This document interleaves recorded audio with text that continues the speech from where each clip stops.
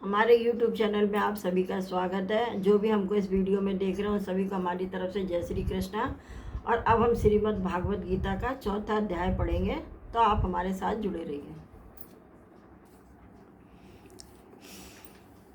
यह भगवत गीता का 4था अध्याय।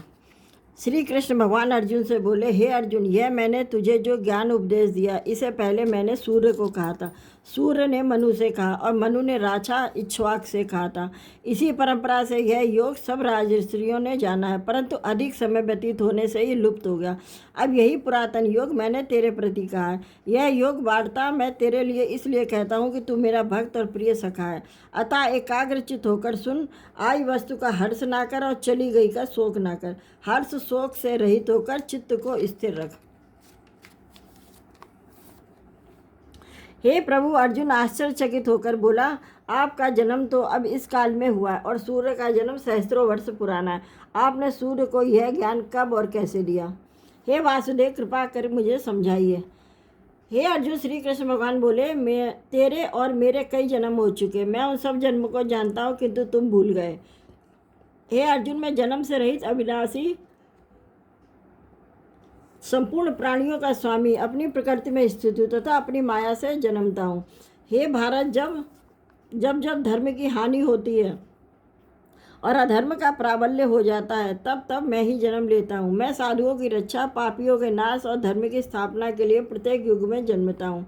जो मेरे इस अलौकिक जन्म और कर्म के तत्व को जानता है, वह पुनः जन्म नहीं लेता और मुझ अविनाशी परमेश्वर में लीन हो जाता है। इस भांति मोह, भय और क्रोध को त्याग कर मुझ में भक्ति करके मेरी शरण में आप बहुत से मनुष्य ज्ञान रूपी तप से पवित्र होकर मुझ में मिल जाते हैं। जो जिस भाव से मेरा स्मरण करता है, उसे मैं उसी प्रकार का फल देता हूँ।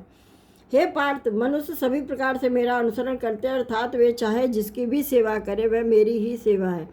मनुष्य लोक में कर्म सिद्धि की इच्छा करने वाले देवताओं का पूजन करते हैं, क्योंकि इस लोक में कर्म की सिद्धि शीघ्र होती है। मैंने अपने गुण और कर्म से ही चारों वर्णों की सृष्टि की है। सृष्टि का कर्ता मैं हूँ, तथापि मुझे अकर्ता अविनाशी जान। कर्म मुझे बद्ध नहीं कर सकते, क्योंकि कर्म फल मेरी कामना नहीं है। इस प्रकार जो मुझे पहचानता है वह कर्मों के बंधन में नहीं पड़ता। अतः पूर्व पुरुषों के किए हुए कर्मों को तू भी कर। हे अर्जुन, कर्म क्या है और अकर्म क्या है, इसके विचार में विद्वान की बुद्धि भी चकरा जाती। इसी कर्म का वर्णन मैं तुझसे करूँगा, जिसे जानकर तुम संसार के बंधन से छूटकर मोक्ष के अधिकारी होगे। हे अर्जुन, एक तो कर्म है, एक अकर्म है और एक विकर्म है। शास्त्रों के अनुसार स्नान से लेकर नित्य कर्मादि करने को कर्म कहते हैं, और जो भूल से पाप कर्म करे उसे विकर्म कहते हैं।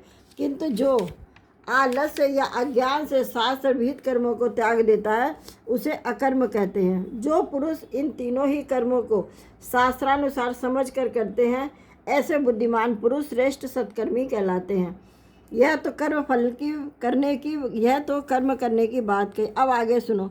जो मनुष्य मेरी महिमा जानने का विलासी है, उसका जो उसे ज्ञान उपजा, उस ज्ञान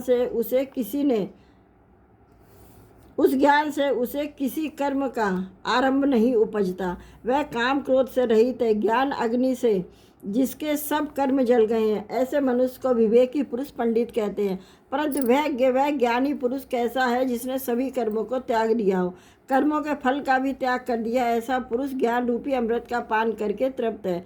ऐसा मनुष्य कर्मों से घिरा रहने पर भी उसमें लिपायमान नहीं होता। वह निर्लेप है, क्योंकि किसी कर्म के बंधन में नहीं बनता, इसलिए वह निर्बध है।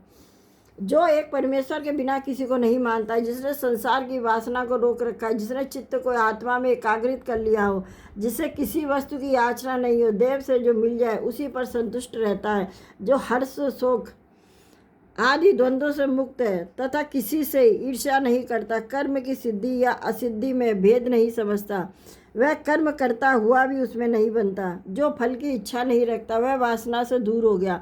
ज्ञान में जिसका मन अचल है, जो यश के कर्म करता है, वह सब कर्म लुप्त हो जाते हैं। हे अर्जुन, हवन करने का पदार्थ भी ब्रह्म है, आहुति देने वाला भी ब्रह्मा है। इस प्रकार जिसकी बुद्धि में सब कर्म ज्ञानमय है, उसे ब्रह्म प्राप्त होता है। कोई कोई कर्मयोगी देवताओं की पूजा करते हैं, कोई योगीजन ब्रह्म रूप अग्नि में अभेद दर्शन यज्ञ से हवन कर परमात्मा का भजन करते हैं। कुछ ऐसे भी हैं जो अपनी इंद्रियों तथा कर्मों को संयम रूप अग्नि में होम कर देते हैं, और कितने ही इंद्रिय रूप अग्नि में इंद्रियों के रूप शब्दादि विषय को होम कर देते हैं। कितने ही लोग इंद्रियों के सब कर्मों को और प्राणों के कर्मों को भी आत्मज्ञान से प्रज्वलित संयम रूप अग्नि में होम देते हैं। कुछ लोग द्रव्य यज्ञ करते हैं, कुछ तप यज्ञ, कुछ योग यज्ञ, कुछ स्वाध्याय यज्ञ और कुछ ज्ञान रूपी यज्ञ करते हैं, और कोई प्राणायाम में तत्पर रहने वाले योगी प्राण और अपान वायु में प्राण को रोकते हैं और प्राण वायु में अपान वायु को लय करते हैं। कोई आहार को निरंतर कम करके प्राण को होमते हैं, वह यज्ञ वेदता है और यज्ञ से ही उनके सब पाप नष्ट हो जाते हैं। जो यज्ञ में बचे हुए अमृत रूप अन्न को खाते हैं वे सनातन ब्रह्म को प्राप्त होते हैं। हे अर्जुन, जो यज्ञ नहीं करते उनको यह लोक और परलोक दोनों ही नहीं है। इस प्रकार बहुत से यज्ञ वेद में विस्तार सहित वर्णित है। हे परंतप अर्जुन, यह द्रव्य यज्ञ आदि से लेकर जो भी सभी यज्ञ मैंने कहे हैं, इन समस्त यज्ञों से मेरी महिमा जानने का जो यज्ञ है, जो श्रेष्ठ है, और जितने भी यज्ञ करे वे सब ज्ञान पाने के लिए करे, और सब ज्ञान उपजता है जब सभी यज्ञ उदय हो जाते हैं। अब जिसे मेरी कृपा से मेरी महिमा का ज्ञान हो के उससे दूसरा कोई ज्ञान पाना चाहे तो उसकी क्या विधि है, यह सुन। सबसे पहले सद्गुरु की शरण में आकर दोनों हाथ जोड़कर नम्रता से उसके चरण कमलों को नमस्कार कर मुख से मेरा नाम लेवे। श्री कृष्ण श्री गोपाल जी, ओम नमो नारायण जी, राधा कृष्ण जी परमेश्वर के समान जानकर अधीन होवे। जिसके आगे विनय करे, हे प्रभु जी, हे गुरुदेव जी, कृपा कर श्री भगवान जी को जानने का ज्ञान मुझे दान करो, और ज्ञान देने वाला जो सद्गुरु है वह उसे ज्ञान श्रवण कराए। हे अर्जुन, जिसे ऐसा ज्ञान हो गया उसे मोह माया नहीं व्यापते, उसे समस्त प्राणियों में केवल ब्रह्मा के ही दर्शन होंगे, उसके लिए कोई भेदभाव नहीं होगा। अब इस ज्ञान का फल सुन। जाने अनजाने प्राणी ने जितने भी पाप किए हैं वह सारे पाप मिट जाते हैं। जिस प्रकार अग्नि लकड़ियों के अंबार को जलाकर भस्म कर देती है, वैसे ही ज्ञान रूपी अग्नि सब कर्मों को जलाकर भस्म कर देती है। इस लोक में ज्ञान के समान पवित्र और कुछ भी नहीं है। हे अर्जुन, ज्ञान महापवित्र और ज्ञान कब उपजता है? जब प्राणी चिरकाल तक मेरे साथ जुड़ा रहता है। उसकी आत्मा से तब ज्ञान उपजता है जो मेरा ज्ञान पाने का इच्छुक हो। वह सावधान होकर पढ़े और समझे। जो इंद्रियों को बस में रखे वह ज्ञान पा सकता है। ज्ञान के मिलने से परम शांति, परम सुख तत्काल ही प्राप्त होता है। जो अज्ञानी पुरुष है उसमें मेरा ज्ञान पाने की इच्छा नहीं है। जिसकी आत्मा में संयम है उसकी आत्मा नाश को प्राप्त होती है। उसे ना इस लोक में सुख भोगता है और ना परलोक में। मगर जो मेरे साथ जुड़ जाते उन्हें कोई संशय नहीं व्यापता।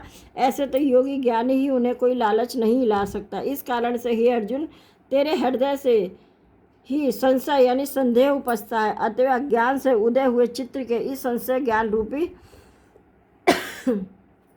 तलवार से काट कर मेरे बनाए हुए कर्म योग को करने के लिए प्रस्तुत हो।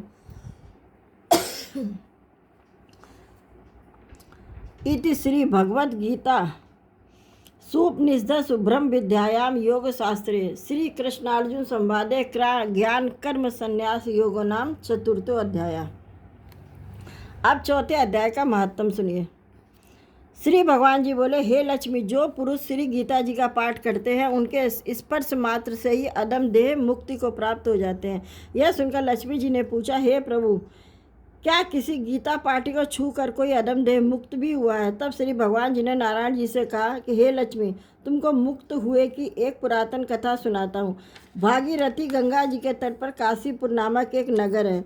वहाँ एक वैष्णव नित्य ही श्री गीता जी के चौथे अध्याय का पाठ किया करता है। एक दिन वह साधु एक वन में गया। वहाँ बेरियों के 2 वृक्ष थे। वह साधु उनकी छाया में बैठ गया और बैठते ही उसको निद्रा आ गई। एक बेरी से उसके पांव लगे, दूसरी के साथ उसका सिर लग गया। तत्क्षण ही वे दोनों बेरियां आपस में कांपकर पृथ्वी पर गिर पड़ी। उनके पत्ते सूख गए। परमेश्वर की इच्छा से दोनों बेरियां ब्राह्मण के घर 2 पुत्रियां हुई।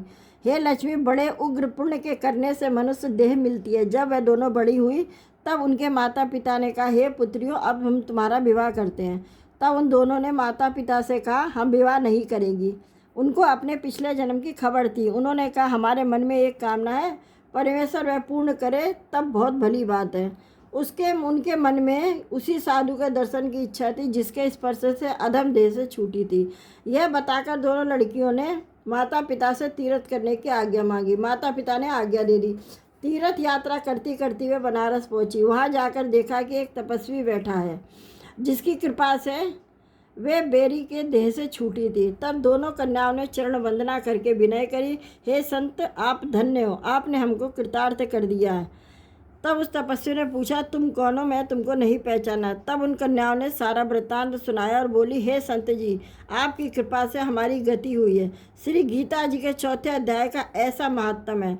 श्री नारायण जी ने कहा, हे लक्ष्मी, इस अध्याय का पाठ करने वाले के स्पर्श मात्र से प्राणी मुक्ति पाकर सुखी हो जाता है। बोलो सच्चिदानंद भगवान की जय।